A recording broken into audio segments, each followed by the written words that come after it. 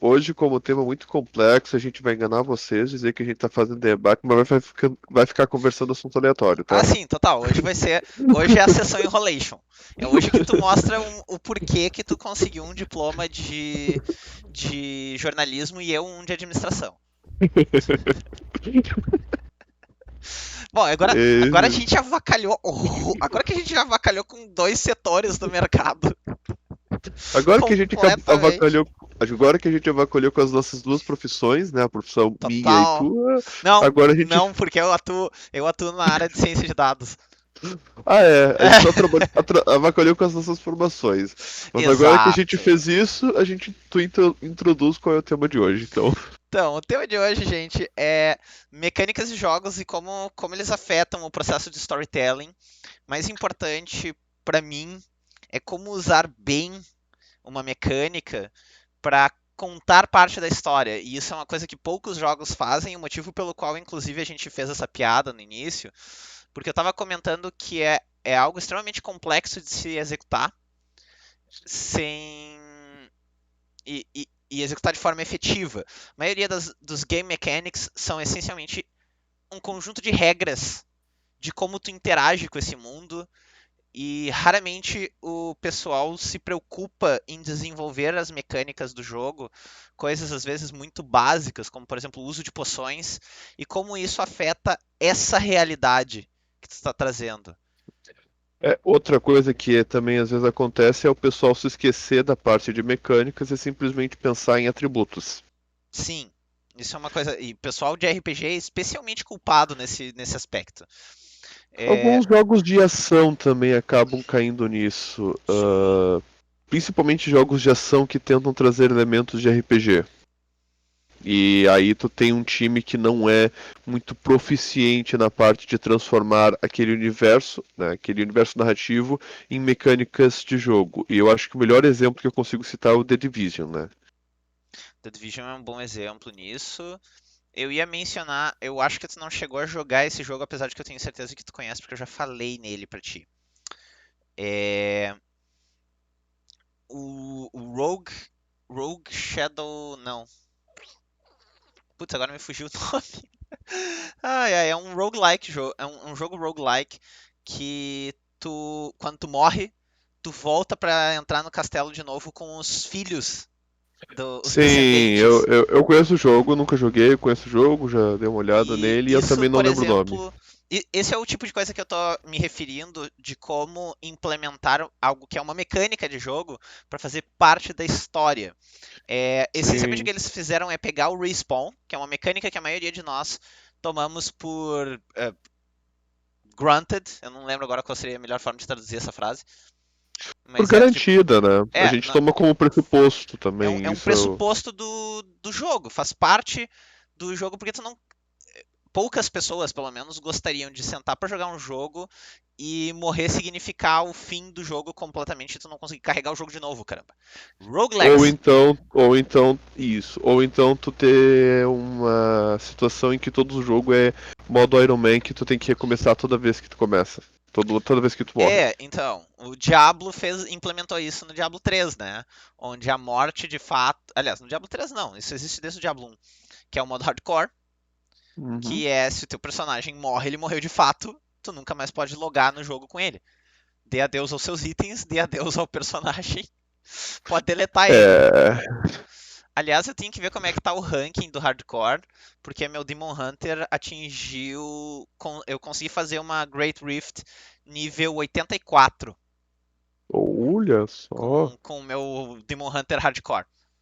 E eu estava a 2 níveis de entrar pro ranking do Diablo 3. Cara, parabéns. Obrigado, obrigado. Parabéns. É, Palmas, efeito sonoro de palmas agora. Nosso maestro, onde é que está? Ah, não temos, a gente é pobre. a gente é pobre, de fato. Produção de baixa categoria mesmo, gente. Mouse aí. Mouse aí. Nós somos pobres, mas nós somos limpinhos. Enfim. Mas o Rogue One o Rogue Legacy é um dos primeiros para mim que traz um pouco desse lado. Dark Souls obviamente implementa isso também. E Sim. mas é relativamente raro esse tipo de coisa, especificamente ao respawn. Na maioria dos respawns, a tua morte não tem uma relação com a história, na verdade tu só tá carregando o save de volta para aquele ponto, tanto que os personagens, os monstros, os NPCs, os teus inimigos, eles não interagem de forma diferente, porque tu tá Uhum. entrando pra lutar com eles de novo.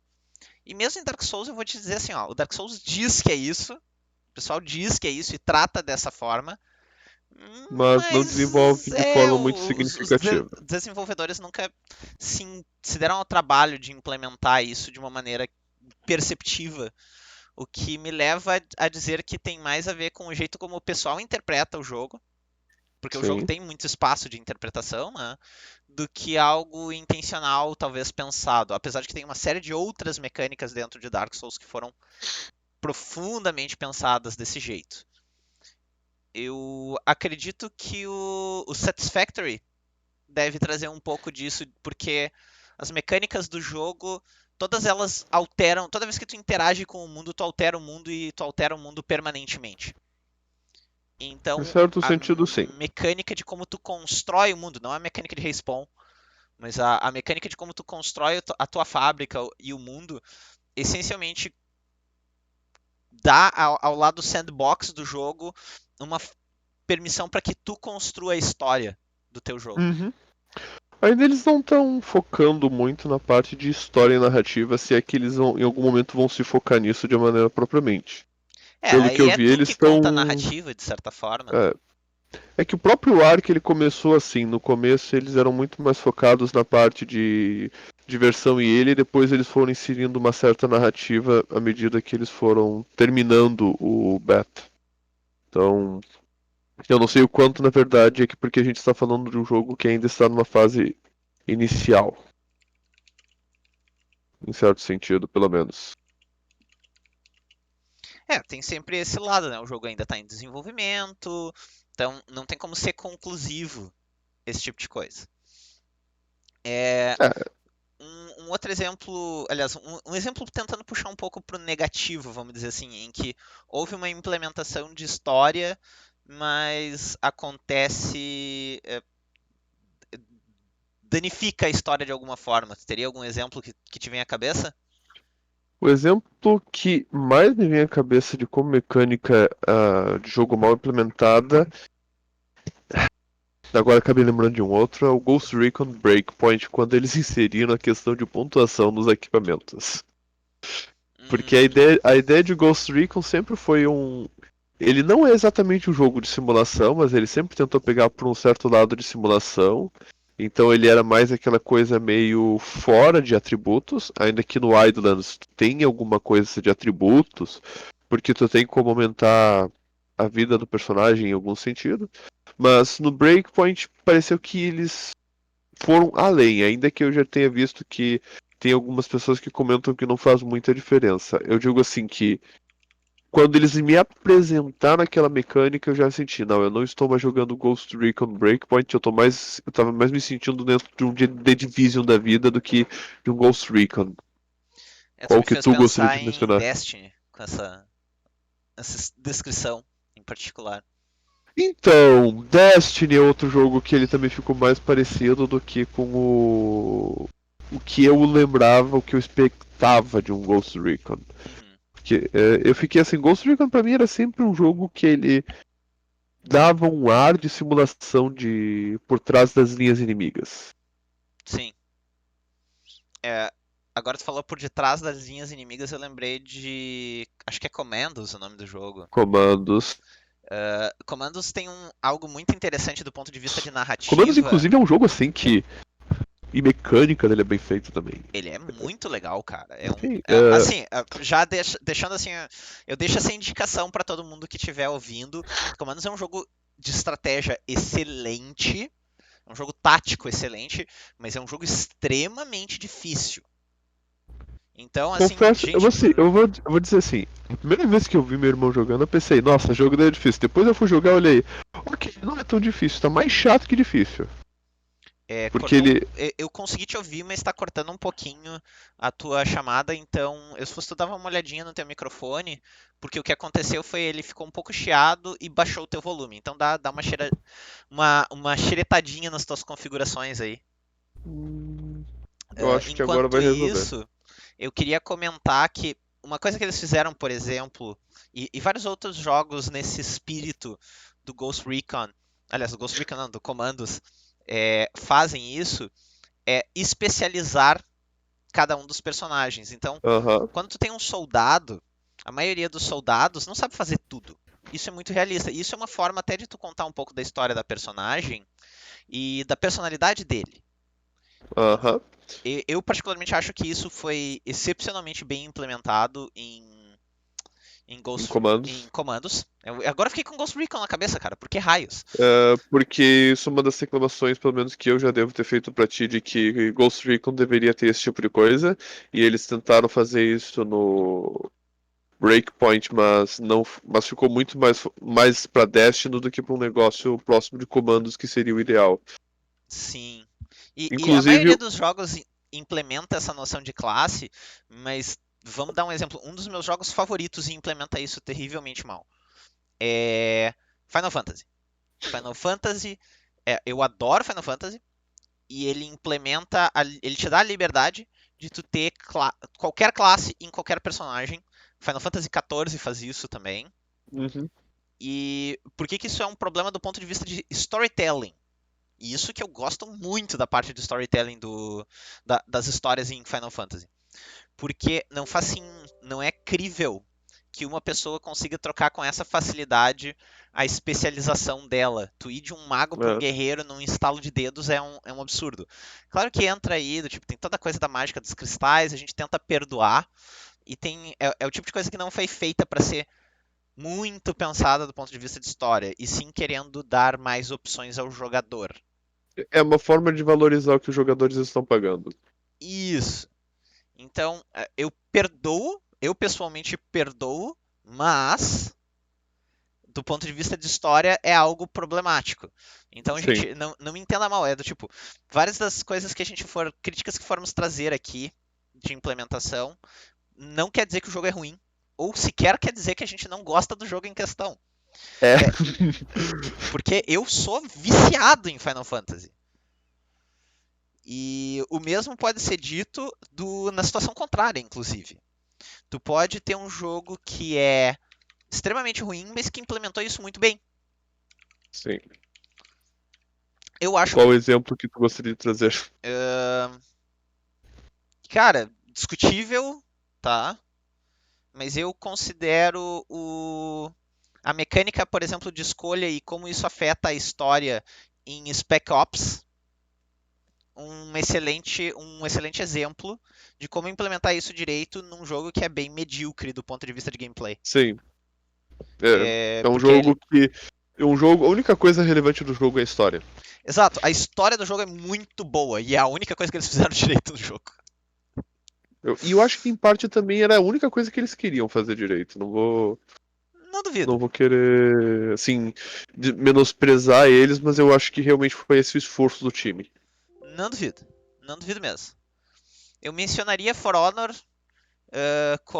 mas a dura realidade é que For Honor não faz isso muito bem. É que do tipo, tu implementa as mecânicas novas na campanha de For Honor com essencialmente para te introduzir as habilidades do personagem. Sim, O que é interessante, é uma boa forma narrativa de te manter, é, de te entretido. introduzir as mecânicas do jogo de forma lenta e de forma palatável para o jogador. Mas, putz, cara, a história de For Honor é muito medíocre. É, Tipo, a eles. ideia em si do tipo de implementar a mecânica dessa forma, introduzir o jogo. A grosso modo, a campanha de For Honor, ela é um grande tutorial, né? É um tutorial com Sim. história. Mas, cara, o plano da. Ah, eu nem lembro mais o nome da guria, faz tantos anos que eu joguei aquela campanha. Mas a vilã da Calisto? história. Não, não é Calisto. Cara, eu conheci o nome dela de a ponta da língua, só que agora eu esqueci. Eu não tô lembrado. E não me entenda mal, eu acho assim, o design dela é badass pra caralho. Eu Sim. adorei a luta contra ela, eu achei muito divertida. Apesar de que. Apollyon. Apollyon, isso. Mas a ideia dela de vamos causar uma guerra para que faça os guerreiros se saírem porque isso é uma necessidade para a humanidade é muito idiota. Porque, tipo, tu 100% sabe que isso vai acabar com ela morta e com ela morta, assim, e toda a legião dela, diga-se de passagem, Sim. morta no processo, sem que tu essencialmente tenha certeza de que quando ela morrer, porque ela é o inimigo em comum, tu não vai ter essencialmente gerado uma paz entre todos os membros, porque eles agora se uniram pra lutar contra um inimigo em comum, sabe? Isso, inclusive, é um conceito narrativo que devia ser explorado em algumas histórias. Então, Naruto faz isso. Tu Naruto essencialmente não é dá nem o um. primeiro. Naruto Shippuden faz isso, onde essencialmente todas as nações que até então sempre tiveram em guerra uma com as outras entram em paz pra lutar contra um inimigo maior que era para ser o Madara, apesar de que depois tu descobre que não era de fato o Madara. Apesar de que o Madara volta, então é um festival de confusão. Naruto é uma confusão muito grande em termos narrativos. Não é um jogo, então não vamos gastar muito tempo nisso, Mas sequer é uma boa mas narrativa. cara, Naruto original é uma excelente narrativa. Naruto Shippuden, ele para mim era uma boa narrativa até o resgate do Gaara. Mais ou menos, eu diria que até o Pain, eu diria que a narrativa tá boa ainda, não tá completamente louca.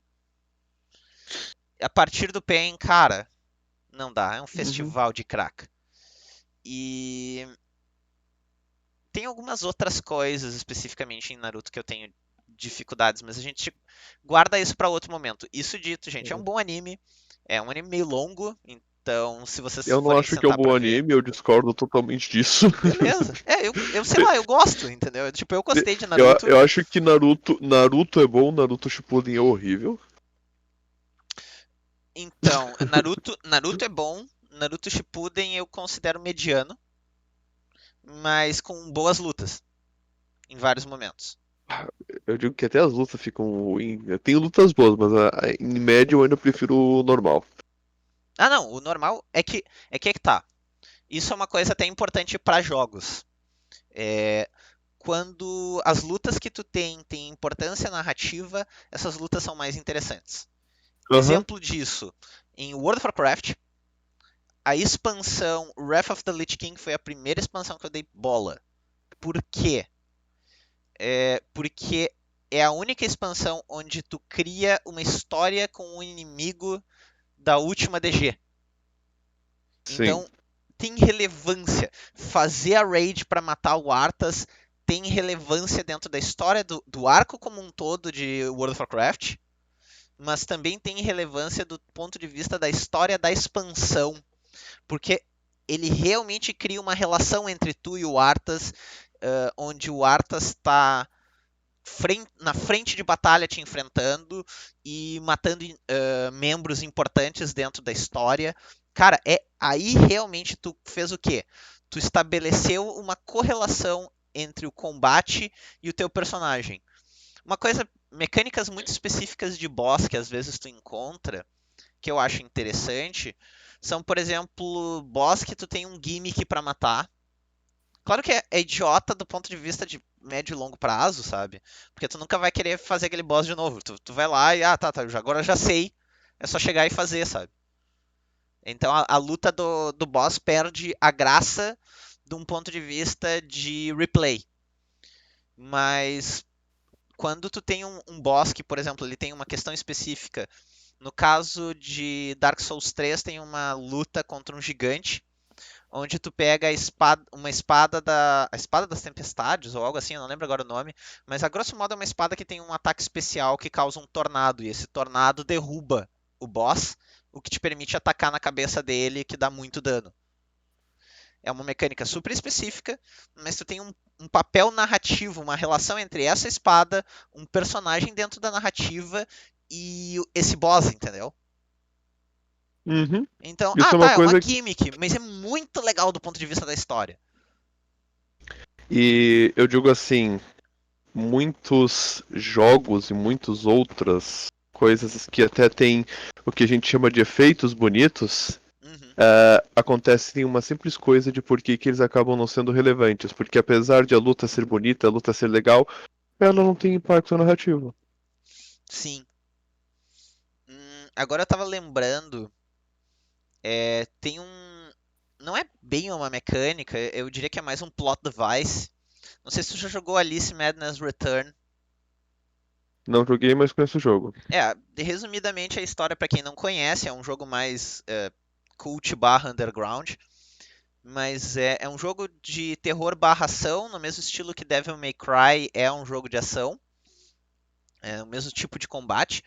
E é uma interpretação da história de Alice nos Países das Maravilhas, onde a Alice está enlouquecendo e a sanidade mental dela depende dela salvar o País das Maravilhas, que na verdade é um pedaço da imaginação dela. E é bem interessante como o gato é implementado dentro da história, porque ele acaba servindo como um plot device para guiar a Alice à frente na narrativa, do mesmo jeito que, por exemplo, a Navi em Legend of Zelda é implementado. Só que quem conhece a história de Alice nos Países das Maravilhas lembra que o gato não é exatamente a criatura mais normal do mundo. Numa versão de jogo de terror, tu pode imaginar como uma versão do gato normal, só que sádica. Então tu tem um plot device que tem também uma função mecânica dentro da história que é te orientar, mas ele também representa um papel narrativo muito importante. Sim. Eu sou suspeito pra Isso. falar, eu adoro esse jogo. Apesar de que eu acho o jogo em si, eu acho que ele tem algumas limitações, algumas falhas, principalmente do ponto de vista de diversidade de inimigos. Eu acho que tem poucos inimigos diferentes para realmente tornar os combates do jogo mais interessante. Mas a história do jogo para mim é brilhante. Eu não joguei, então eu prefiro não entrar em muitos detalhes em termos de comentários Então traga o quanto a seu esse jogo exemplo. específico. Enfim, o meu exemplo de mecânicas bem implementadas para a questão narrativa, eu vou citar Warcraft 3. Porque, Yay! Um exemplo que eu conheço! Yes! tá, Segue. porque o Warcraft 3 tem uma mecânica que a maioria das pessoas esquece de como ela é interessante ao mesmo tempo que é irritante, que é o Arthas perdendo nível na campanha.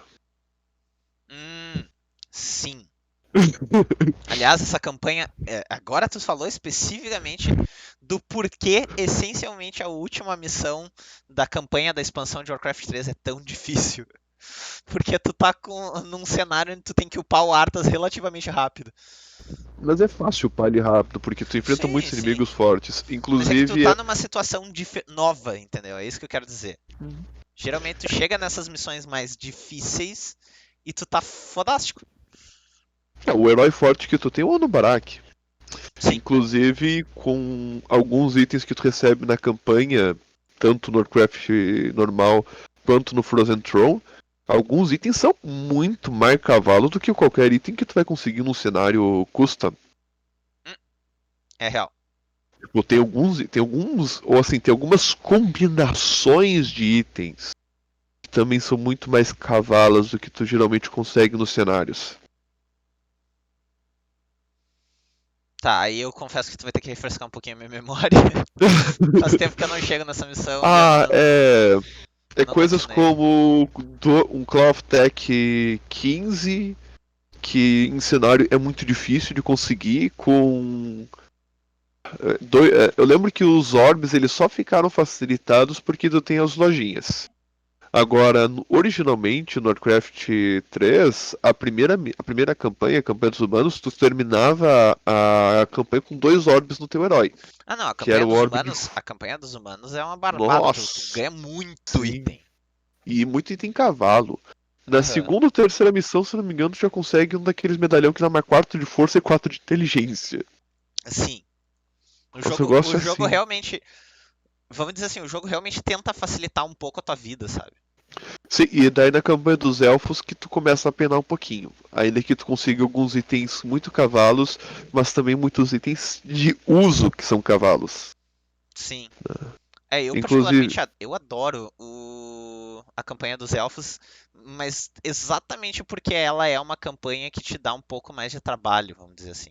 é, isso eu concordo, porque quando tu tá jogando um jogo e ele é muito fácil, não tá desafio, tu acaba não sentindo o peso da narrativa, acaba não se concentrando nele. Então, É, sem esse apelo emotivo, tu não tem um vínculo com o jogo. E isso é uma coisa que é um ponto que a gente precisa comentar, que é por que é importante se transformar bem uma questão narrativa numa mecânica de jogo. Porque se isso não acontece, tu tá basicamente dizendo que ou a narrativa não é importante ou a mecânica não é importante. Ou se tu não tá dizendo isso, tu tá passando essa impressão pro jogador. can you explore that? Ah, vamos pegar um exemplo assim. Qual é. Vamos pegar o exemplo que eu conheço que é o mais fácil, The Division 2. Ah, em termos de história, tu tá num ambiente razoavelmente pós-apocalíptico, Uhum, tá? Então, em tese, tu tá enfrentando humanos, tá.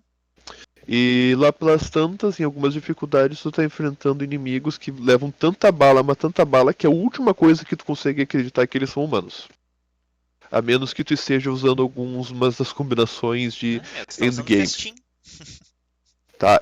Então assim, o Tipo, que que acontece? tu tá tentando ganhar a Segunda Guerra Mundial usando a bala de sal.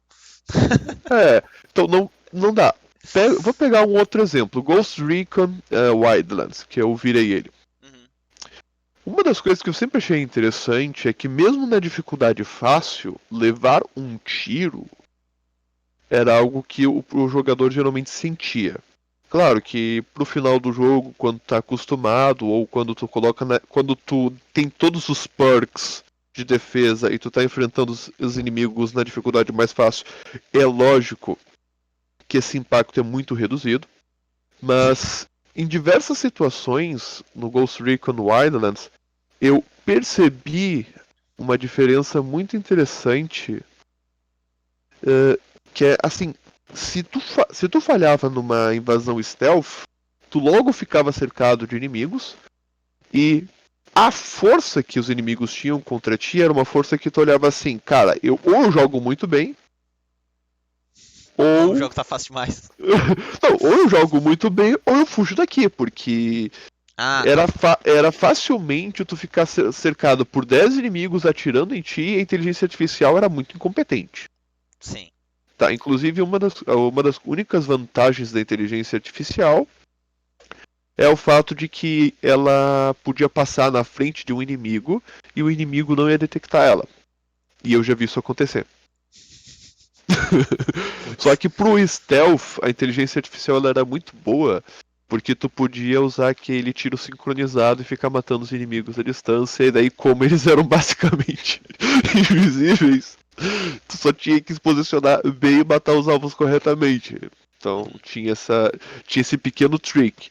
Mas o ponto é, Ghost Recon Wildlands, ele conseguiu, eu não vou dizer que ele é perfeito nisso, mas ele conseguiu passar uma boa sensação de que tu tá numa situação de desvantagem contra os inimigos, então furtividade é recomendado, e se a tua furtividade falhar, bom, a menos que tu tenha matado boa parte dos inimigos, tu vai estar numa situação de desvantagem significativa. Tá, E isso é um pouco que o entendi. jogo quer passar. E aí o que que acontece? Tu sente realmente que tu tá fazendo aquilo que narrativamente o jogo diz que tu tá fazendo. Porque tu está jogando e a mecânica e a narrativa elas estão sincronizadas. Se, se tu pudesse sair jogando o Rambo, tu não ia se sentir um agente secreto infiltrado. Não, tu ia se sentir o Rambo. É, Então é importante. Deus Ex Machina, na minha opinião, ele falha um pouco nesse aspecto, dependendo da dificuldade que tu botou. Ele fez. É engraçado que no mesmo jogo, tu tem, pelo menos no Human Revolution, eu posso Sim. dizer isso. Tu tem uma boa implementação disso e uma má implementação disso. Uma boa implementação disso, na minha opinião, tem a ver com o lado de como como as tuas melhorias no teu personagem fazem parte da história narrativa, ao Sim. ponto de que tem um upgrade que se tu pegar, tu bota um vírus que te afeta numa dungeon mais pra frente, na metade do jogo, mais ou menos. Então, tipo, Eu lembro dessa. então tem vários detalhes do jogo que são bem específicos, são bem interessantes, e realmente eles se deram ao trabalho de tu ter uma explicação no mundo do porquê o teu personagem tem as habilidades que tem. Então Uhum. todo o elemento de RPG do jogo, ele tem uma conexão direta com o storytelling do jogo. Isso Sim. dito, teve uma certa vez que, de zoeira, eu salvei o jogo e eu entrei numa rua cheia de gangue e comecei a descarregar munição, porque eu queria ver como é Uhum. que o jogo iria responder. Cara, bem de boa. Se tu não colocar nas dificuldades mais difíceis do jogo, stealth é completamente opcional. É, agora, se eu geralmente. Tu é O Deus muito Ex. tanque. O Deus Ex foi um dos jogos que quando eu joguei eu já tava numa fase que eu não jogava mais nenhum jogo no fácil, era sempre normal pra cima. E no normal, eu sei que uma vez eu fui nessa de combate. Uhum. E aí surgiu um grupo de inimigos que eu não tinha percebido antes. Bom, era 4 contra um, eu recebi tiro de todos os lados e morri, tipo, bem rapidinho. E também era início do jogo, né?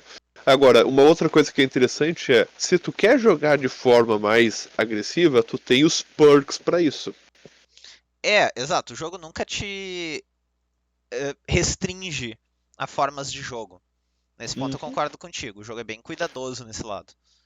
O que ele faz, em certo sentido, de te restringir, tá? É que, como tu tem um número de pontos razoavelmente limitado, tu não vai poder ser o cara que é o Tu não bambambam é tudo, do. né? Você não tem como ser tudo ao mesmo Tu não tempo. é o agente do Crysis, né? Que é um tanque, stealth, é tudo ao mesmo tempo.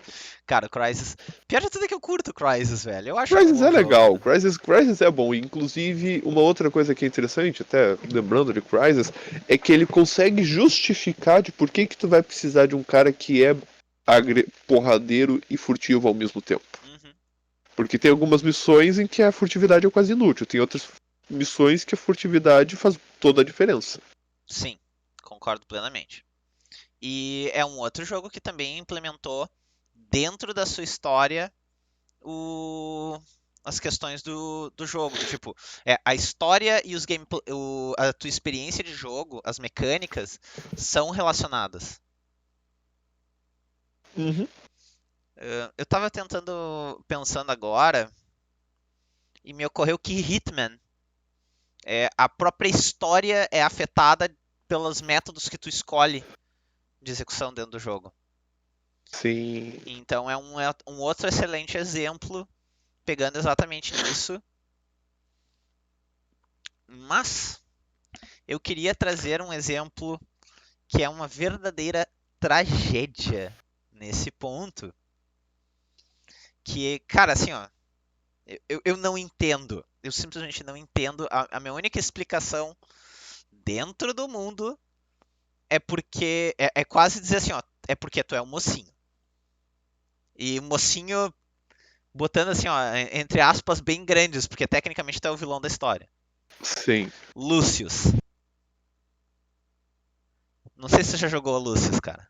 Não, de nome eu nem lembro desse jogo, Cara, Lucius confesso. é o seguinte: tu é o filho do diabo. Esse é o resumo Uhum. da história. Aí alguém te incomoda e o diabo aparece pra te dizer: então, eu vou te dar uma mãozinha, vou te dar alguns dos meus poderes, a gente vai te treinando. Uhum. Ele é essencialmente um jogo de puzzle, tá?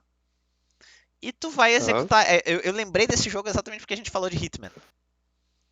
E, tu realmente, essencialmente, cada missão tu tem que. É tu matar uma pessoa diferente que te encheu o saco. De alguma forma. E, cara, desculpa. Mas depois de um certo momento, tu começa. Não tem como tu não questionar a hipótese de que as mortes estão acontecendo por causa daquele pirralho desgraçado. Ninguém é tão retardado assim. Esse é meu ponto. É que nem. Cara, esse é um problema muito grave da maioria dos filmes de terror. Diga-se de passagem. A maioria, eu vou dizer assim, nesse momento que eu tenho que dizer por que que eu gosto de Alien Covenant. E até assim, Uau! tá. Ok. Alien Covenant, eu não vou dizer que é uma boa história. Não vou dizer assim, tem algumas coisas que eu acho lá que são meio bizarras, mas eu ainda tenho que dizer, em termos de comparação com outros filmes de terror, ele é um bom filme de terror. Tá. Porque os personagens não são o tipo de. Não são aqueles tipo de jovens inúteis. Que cometem todos aqueles erros clássicos que a gente sabe que leva à morte. Semi. Tá? Eu sei que é semi, tá?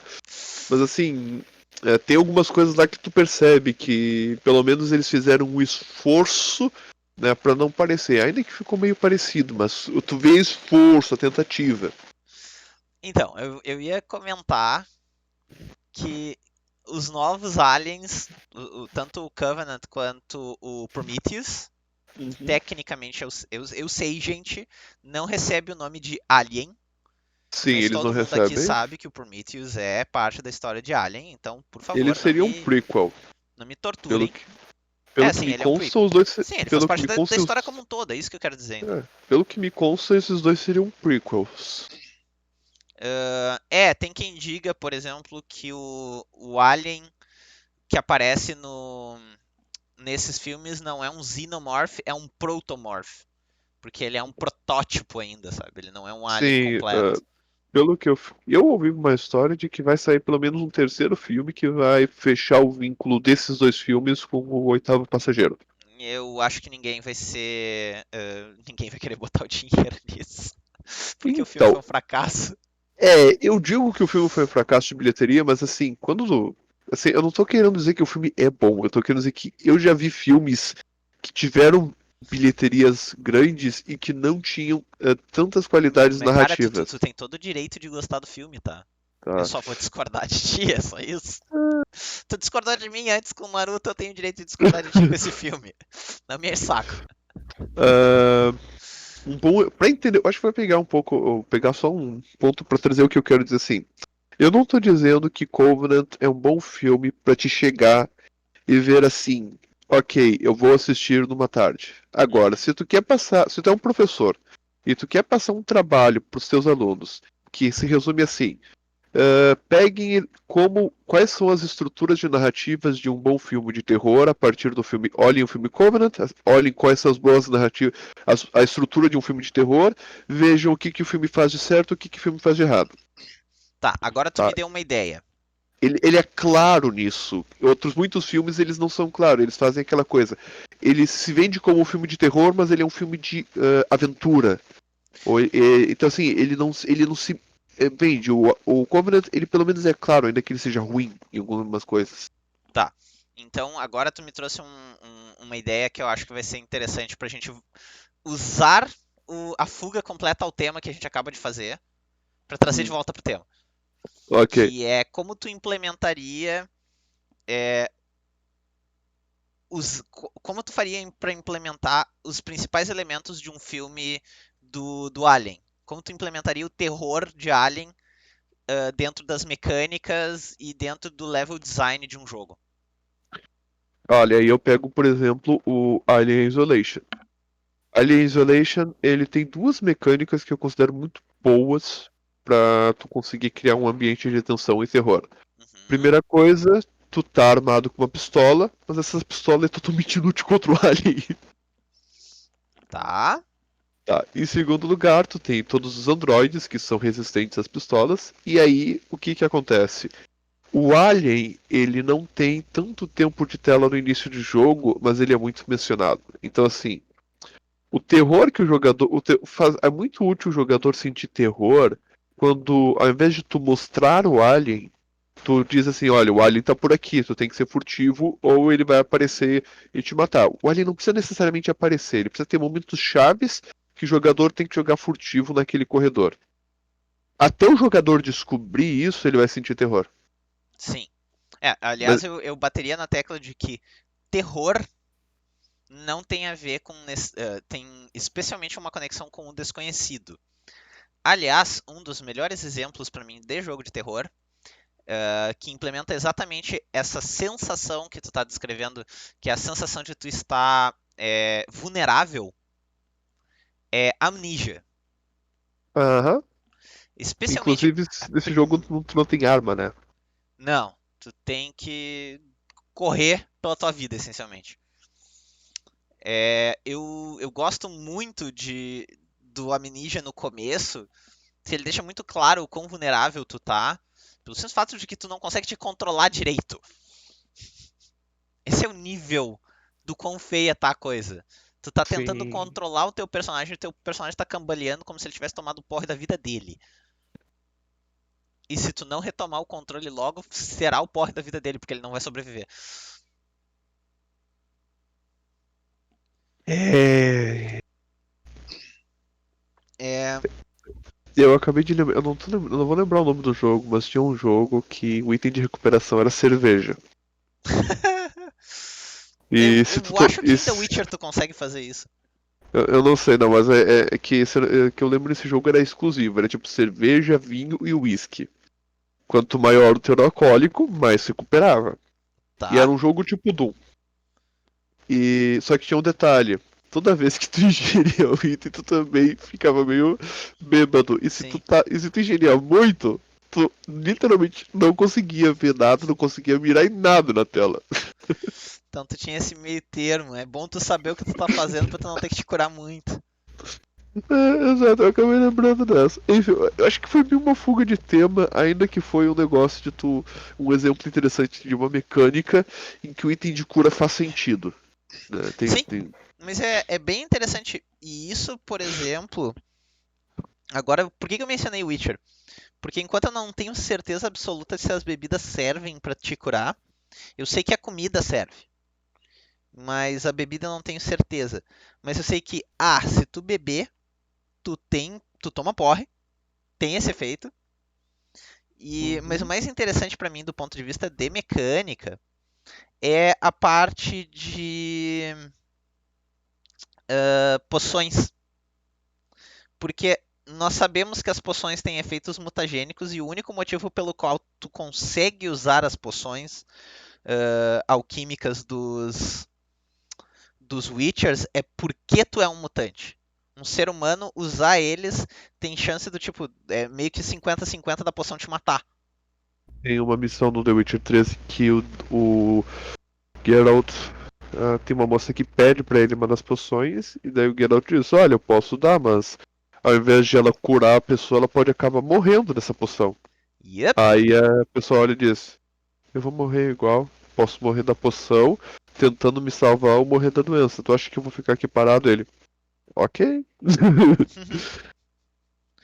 Mas é que é um ponto, né? E tem disso também no. Como é que é mesmo? No prólogo do 2. O Ah, não joguei. prólogo do 2 tu ajuda um cara que tá machucado. Porque a ideia do prólogo era te ensinar as mecânicas básicas de jogo. E essa é Sim. uma das coisas que eles já te ensinam, né? Então, quando tu vai jogar essa primeira missão, ele te ensina a fazer a poção de cura, que eu acho que era Town Hall, uma coisa assim. Uhum. E tu dá a poção pro cara pra curar um ferimento dele, mas tu automaticamente também avisa, do tipo, tu não tem outra escolha, mas tu também tem chance da própria poção te matar. E ele também fala alguma coisa do tipo, vai doer pra caramba. Pra não usar termos um pouquinho mais próximos do que ele realmente usou e que podem ser um pouco inadequados para o YouTube.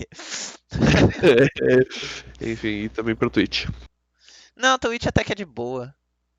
O problema do Twitch, vamos dizer assim, o Twitch ele encrenca contigo se tu falar mal de outros streamers. Aí sim, aí tu Ah, pode arranjar encrenca.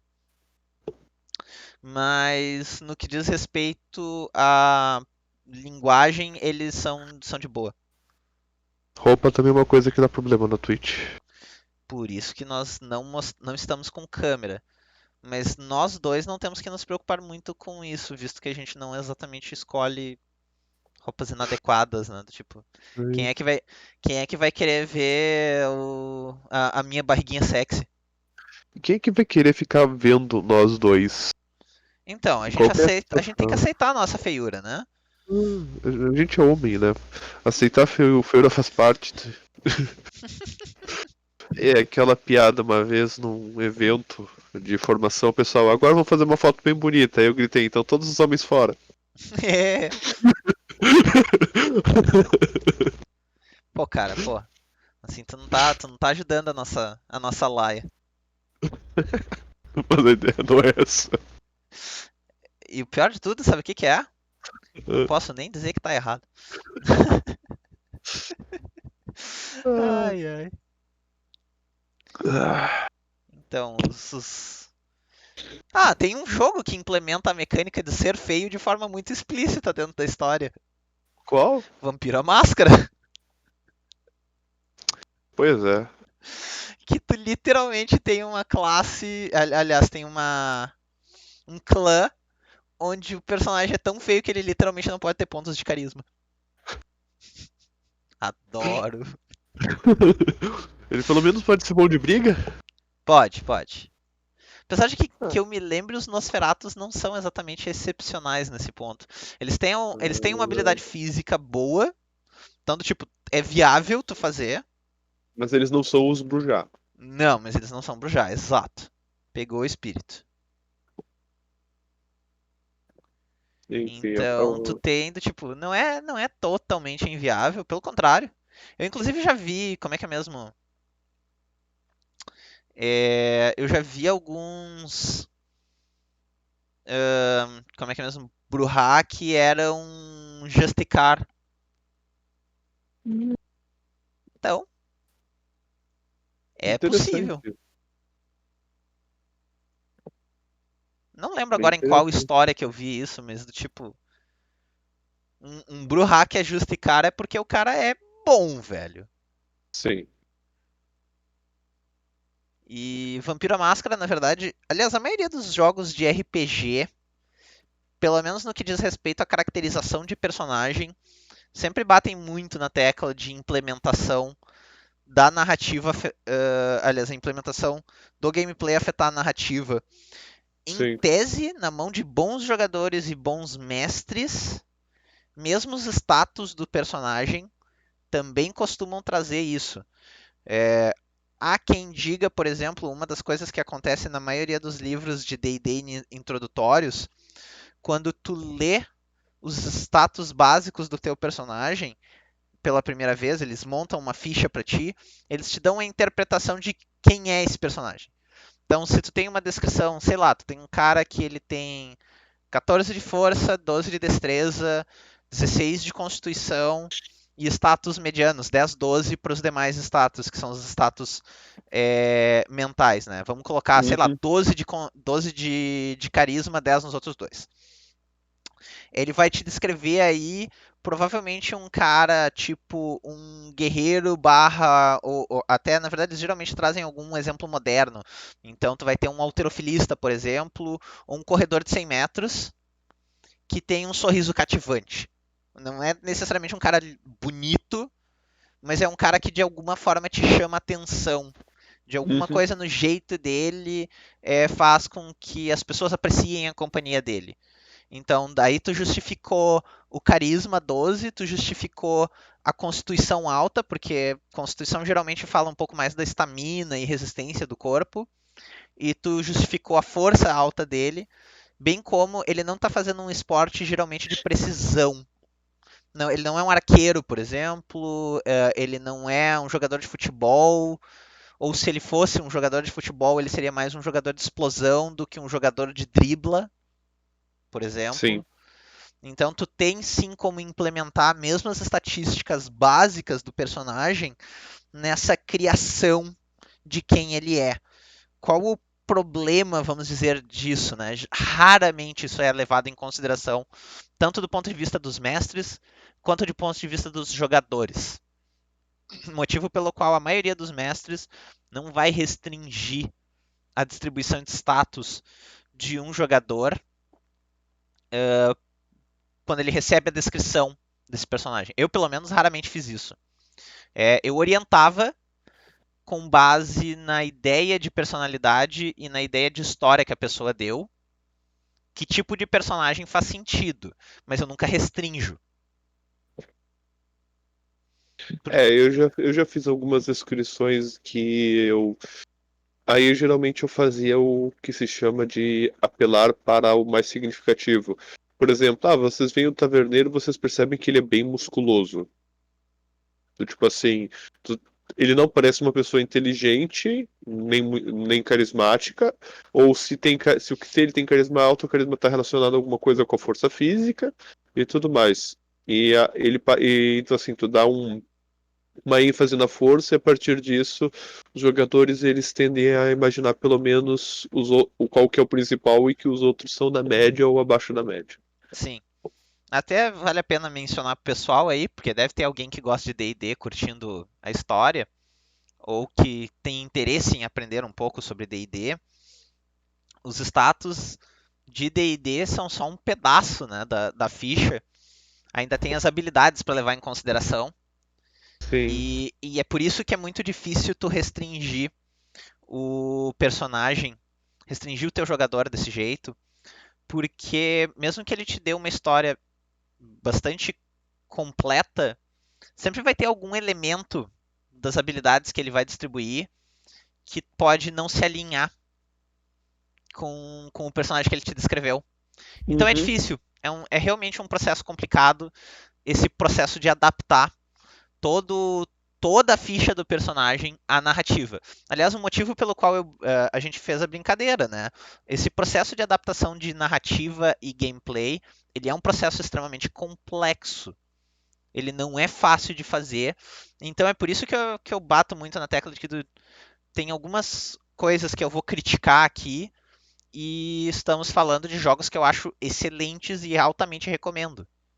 Porque realmente é difícil executar isso. Sim.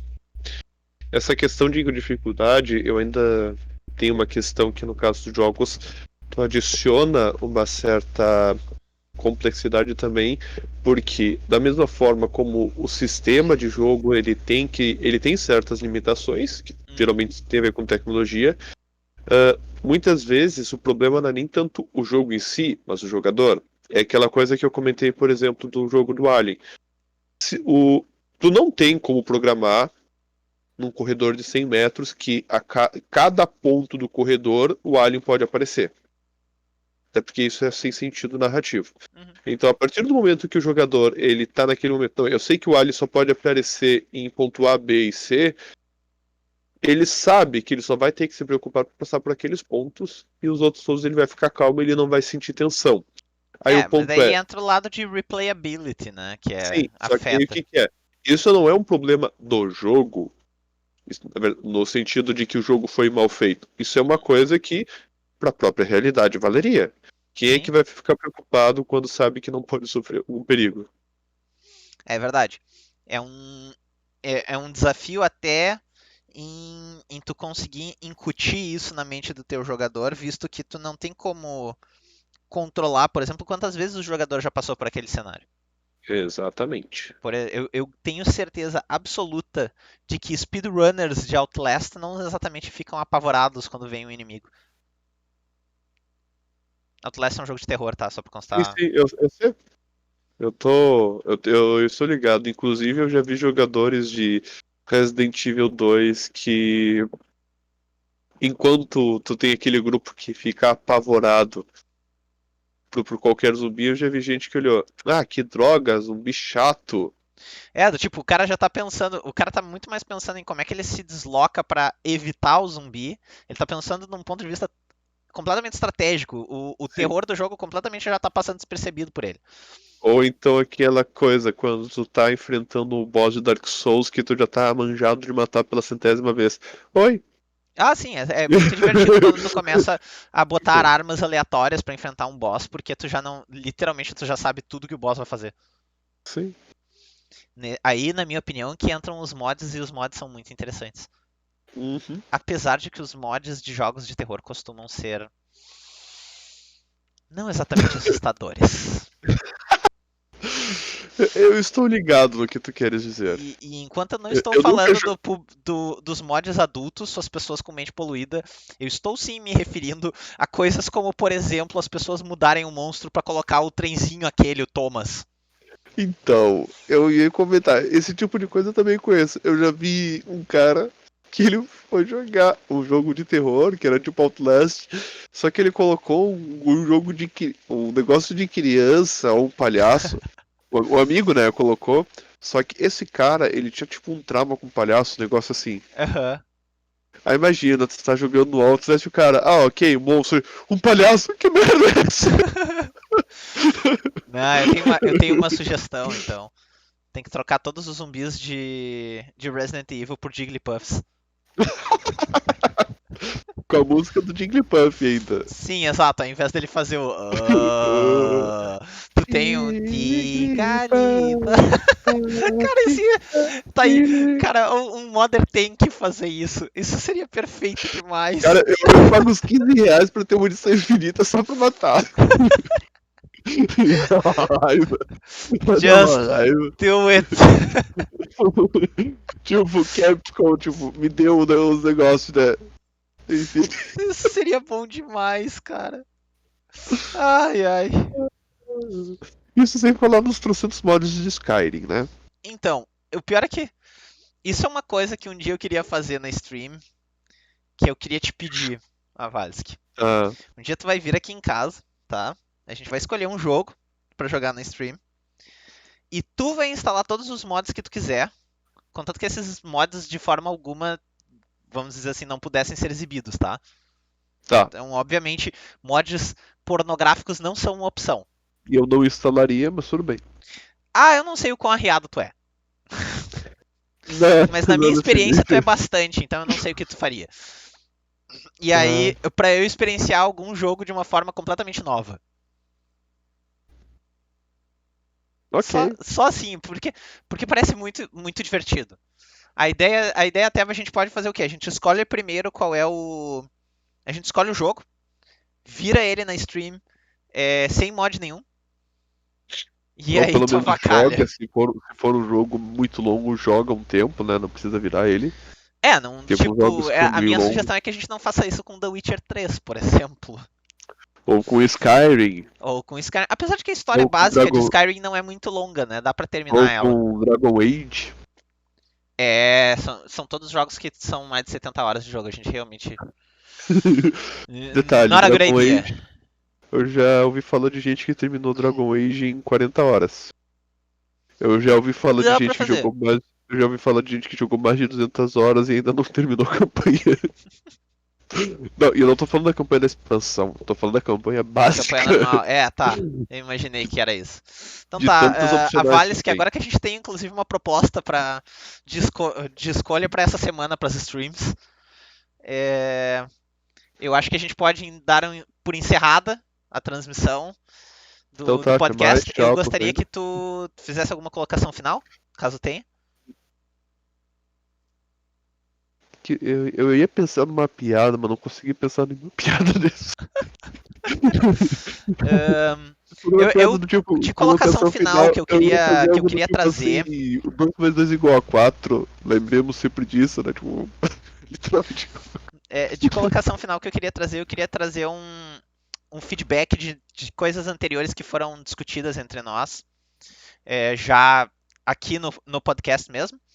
Eu acho que vale mencionar para todo mundo, quem estiver acompanhando, que Last of Us 2 agora aparentemente a página do Metacritics está começando a remover uma série de comentários e outras coisas postadas por usuários, o que está artificialmente aumentando a nota.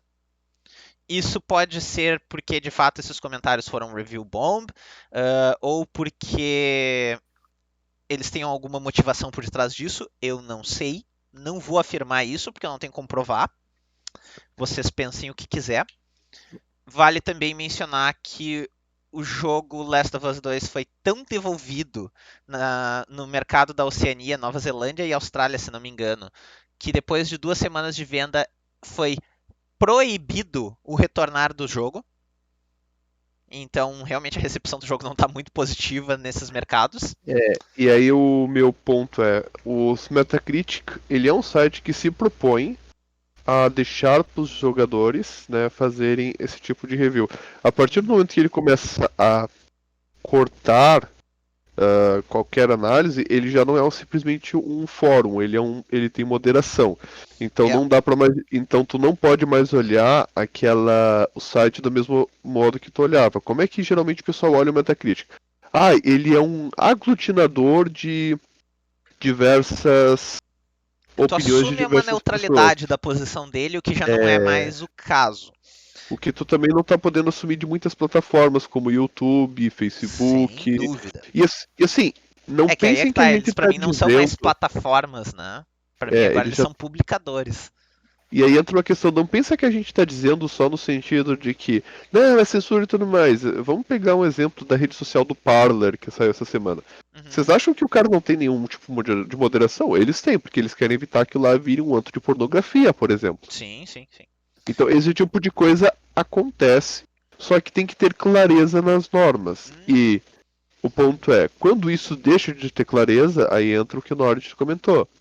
Deixa de ser uma plataforma e se transforma numa publicadora.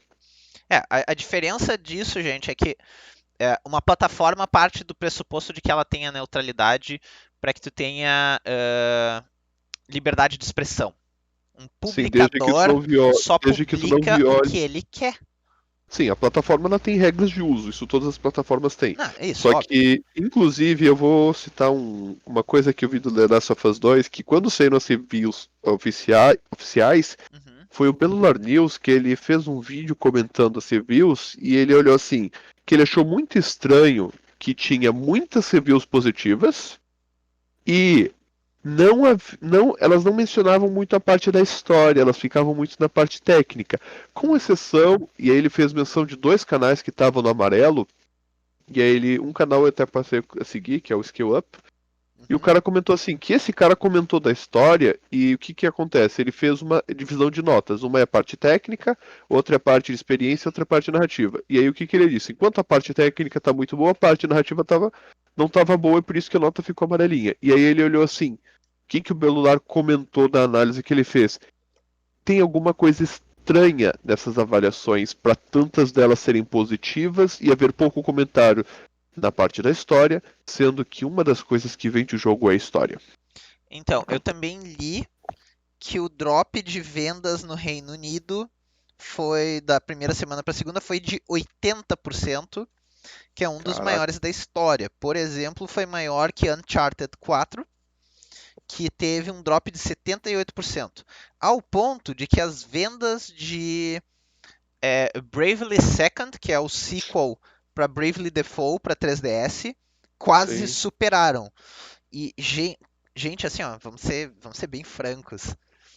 3DS já é uma plataforma um tanto quanto ultrapassada.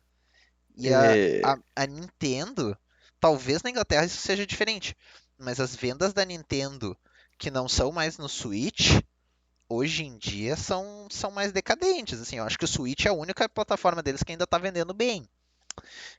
Então, isso tudo é uma crítica ao jogo? Não. Eu não sei se o jogo é bom, se o jogo é ruim, eu não joguei ele. Eu só tô reportando o que está acontecendo. Então, essas foram algumas das coisas. E eu diria, inclusive, assim, ó, eu acredito sim que o Metacritics está passando por um processo de review bomb, tanto positivo quanto negativo. e é isso o problema com esse tipo de plataforma. Se tu proíbe review bomba negativo, tu também tem que proibir as positivas. E Então, aí eu questiono de por que que eu acho que o Metacritic ele seria muito mais feliz se ele deixasse as reviews bombs. Porque review bomb é uma informação que também é útil. E eu acredito que seria muito mais interessante tu ter um certo uma certa aba em que tu explica a parte, olha, o que que é uma review bom, esse tipo de coisa, para a pessoa ser ensinada como ela vai usar aqueles dados. Ah, Porque o Metacritic ele não dá o que se chama de dado pronto, de dado cru, ele dá um dado trabalhado. sim. Aí, uma outra coisa também, assim, pegando, vamos dizer, o lado positivo, no Brasil, em especial vindo de pessoas que eu sei o posicionamento político e cujo posicionamento político pende um pouco mais para o lado da esquerda, as pessoas têm me apresentado reviews relativamente boas. É um sample pequeno, nós estamos falando dos meus amigos do Facebook. Eu não tenho tantos, porque eu não sou uma pessoa muito ativa em redes sociais, mas não é unanimidade de que tem gente reclamando. Eu estou vendo assim muito forte a reclamação nos mercados de origem britânica. Ou seja, que tenham algum tipo. Aliás, anglo-saxão seria a melhor forma de colocar. Porque o mercado neozelandês, o mercado australiano, o mercado americano e o mercado britânico são os mercados que eu tenho a informação de que a resposta ao jogo está sendo bem negativa. No mercado brasileiro, aparentemente o jogo está tendo bons resultados. No público que eu conheço de esquerda, mais alinhado com as pautas de esquerda progressista, de fato eu vi uma boa recepção. Agora, no pessoal que eu vejo que é mais alinhado com o conservadorismo e com a direita, eu vejo que ele está tendo uma recepção mais negativa. É meio Então, que eu esperava também. Mas isso também me leva a crer que o lado político do jogo, dentro da narrativa, deve ser bem preponderante. Se isso é bom ou ruim, eu deixo para vocês avaliarem. E eu não estou dizendo de forma alguma boicote o jogo. Não, não é o que eu estou dizendo. se É você se for você do tipo tem. de Tipo, pessoa que acha que tem que boicotar, boicote. Se você é, for do tipo de não pessoa é que da acha que minha tem que conta o que, que apoiar, tu vai fazer. apoie. Eu tô puramente dizendo assim, ó. Eu tô tentando informar de que existem vários indícios que me sugerem que a história tem um motivador político forte por detrás. E tô tentando trazer os dados de como isso está sendo recebido em diferentes mercados, né? O que vocês vão fazer com essa informação é de vocês. Não é da minha conta. Eu não tenho um PS4, então eu não tenho não tenho por que comprar o jogo. Ponto. A menos que é pra PC. Se sair para PC eu posso experimentar. Não, eu prefiro julgar por mim mesmo. De qualquer forma, eu só como foi uma coisa que a gente comentou bastante sobre como política tem influenciado narrativas em um caso anterior, Uhum. eu queria trazer esse assunto de novo. E até eu vou dizer uma coisa assim, eu acho sim que aconteceu review bomb para os dois lados e eu acho sim que por motivação, incentivo da Sony, o Metacritic está tirando os dados de casos negativos para artificialmente subir a nota, simplesmente porque é economicamente interessante para a Sony e para Naughty Dogs. E o Metacritic, eu tenho certeza de que recebendo o valor certo, eles vão ceder e vão dar o apoio, entendeu? Eu não sei qual é o sistema de que ele depende, mas até onde me consta ele depende de publicidade. E E bem ou mal, até, eles publicam muita coisa sobre jogos, fazem reviews, então eles vão querer ter acesso às reviews, então eles vão querer estar bem com as publicadoras, né? Como a Uhum. Sony. E aí Então, tem uma gente, assim, ó, coisa que eu eu vejo comento. mil e um motivos para que isso possa acontecer. Não estou dizendo que aconteceu. Eu não tenho como dizer se aconteceu ou não, porque eu não tenho como provar. Uhum. E aí tem uma coisa que eu vejo que é bom a gente ter em mente quando a gente vai atrás de informação, que é um dos problemas que o método de financiamento de jornalismo por publicidade traz. Que nesse método, basicamente, tu tem uma terceira pessoa que está pagando para a empresa de jornal te dar informação. Não é tu que está pagando, não é o cara do jornalismo que está. Ele está sendo pago por outro para te dar a informação. E aí a pergunta é: qual é a chance? Qual é a chance de a gente ter que os dois sejam bem intencionados se a gente não conhece eles? A neutralidade desse terceiro é muito complicado, e daí a neutralidade do jornalista fica questionável. Sim, então assim, a gente tem que. Quando a gente não pode analisar só os jornais, às vezes pelo papel da neutralidade do jornalista ou não, mas também pela neutralidade de quem está patrocinando eles. E isso É é uma coisa verdade. que eu vejo que o pessoal às vezes se esquece na hora de analisar notícias. E é por isso também que eu estou defendendo, entre algumas pessoas, que se volte a um modelo de patrocínio mais direto e não esse modelo. Como é que geralmente é o patrocínio que está sendo feito hoje em dia? A empresa ela paga uma agência de publicidade e essa agência de publicidade vai gerir como é que vai ser feito a verba de patrocínio, a verba de publicidade. Ou seja, nem sempre a empresa que está aparecendo no jornal, ela está aparecendo lá porque ela tomou aquela decisão e ela acha que ela tem os mesmos alinhamentos políticos com aquele jornal. Foi uma agência de publicidade que tomou aquela decisão. Então, assim, não pensem que nesses casos de agência, principalmente, os donos das empresas eles têm um controle muito firme sobre o que está sendo feito em termos de publicidade. Pois é. Essa é a grande vantagem de nós dois não estar recebendo um puto por essa história. É, como a gente não recebe um tostão furado para reportar o que a gente está reportando, nós temos um pequeno nível de confiabilidade maior, tanto que eu estou tentando trazer ambas as recepções. E puramente a minha única interpretação foi aí de que é bem possível sim que existam motivadores políticos por detrás da narrativa da história do jogo, que é uma dedução bastante razoável quando tu vê como o público de direita e o público de esquerda estão recebendo o jogo.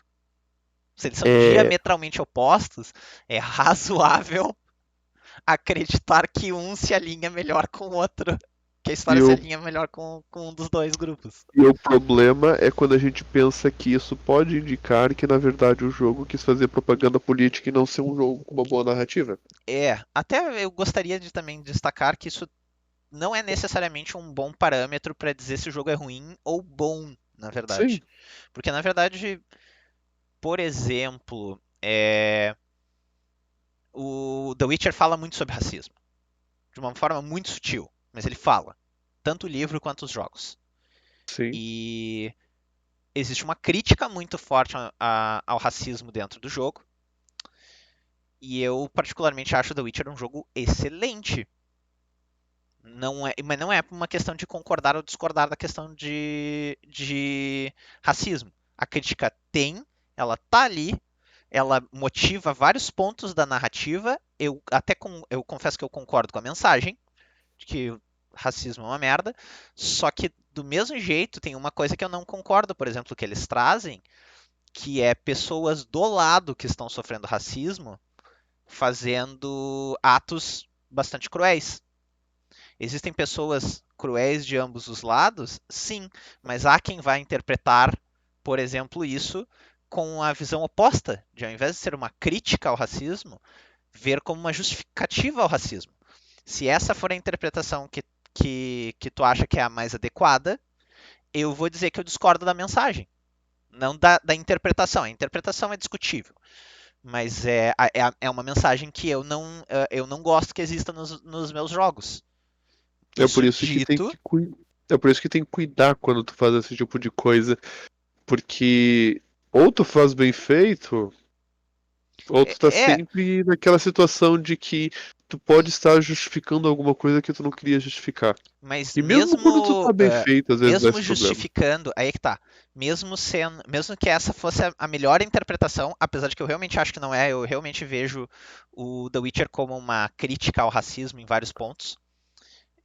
Mesmo que não fosse essa interpretação, mesmo que ele tentasse justificar exatamente porque ele traz essas maçãs podres dentro da história, porque maçãs podres tem em todo grupo, isso faz parte. Uhum. É, então, até dá um certo ar de realismo para a história.